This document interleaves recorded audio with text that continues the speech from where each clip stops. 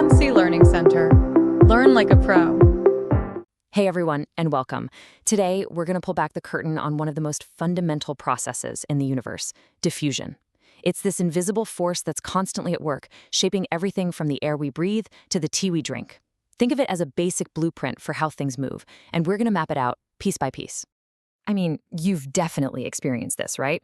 Is it some kind of magic? Nope, not at all. It's just physics. It's diffusion in action, and believe it or not, it follows a surprisingly simple set of rules that you're about to see for yourself.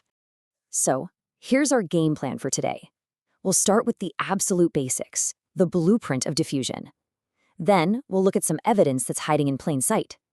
After that, we'll uncover the invisible engine that drives the whole thing, figure out how to control its speed, and finally see where it all ends up, a state called equilibrium. Okay, let's dive right in and lay down the foundation. What is the single most important rule that makes this entire process tick? You know, at its core, this idea is something we all intuitively get. Picture a super crowded room. What do people naturally do? They spread out into the empty spaces, right? Well, particles do the exact same thing. They move all by themselves from an area where they're all bunched up to an area where there's plenty of room. And in science, we have a name for this. We call it moving down the concentration gradient. So this isn't something that's forced. It's just this natural, spontaneous tendency for things to spread out and mix. It's one of nature's most basic rules for finding balance.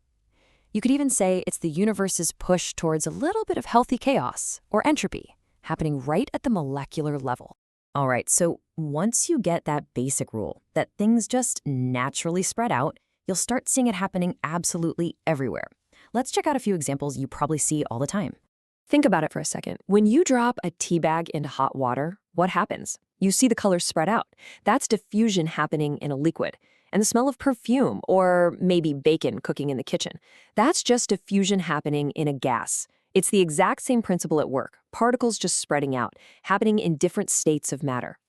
So we've seen what happens, but the real question is why? This movement isn't just a suggestion, it's being powered by this constant unseen engine. And there's a classic experiment that proves it. This right here is the gas jar experiment, and honestly is fantastic proof. You've got this heavy brown nitrogen dioxide gas in the bottom jar and just clear, lighter air up top. Now, when you take away that divider, you might think the heavy brown gas would just stay at the bottom, but it doesn't. Over time, it actually spreads upwards, fighting against gravity, to mix completely with the air. This is the ultimate proof that the particles themselves are in constant random motion, just bumping and bouncing around until they're all mixed up. Now, here's where it gets interesting. Even though this random motion is always happening, the speed of diffusion isn't always the same.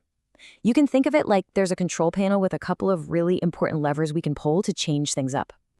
And the two main levers on our control panel are molecular mass and temperature. These two factors are basically the gatekeepers that decide just how fast those particles can spread out. So let's go ahead and pull each lever, one by one. Okay, lever number one is mass. And the rule here is super simple. Lighter particles move faster. It just makes sense, right? It's way easier to zip a ping pong ball across a room than a heavy bowling ball. It's the same for molecules. A tiny little hydrogen molecule is going to spread out way, way faster than a big, heavy chlorine molecule. So less mass equals more speed. Simple as that. And lever number two is temperature. You can basically think of heat as a speed boost.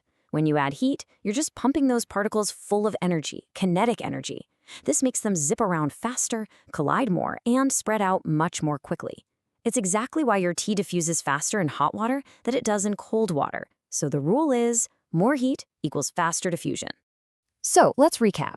We have these particles that are constantly moving, always spreading out from crowded spaces to empty ones, and their speed is being controlled by their mass and the temperature. But where is all of this chaotic movement actually heading? What's the end game? And here it is, the complete architecture.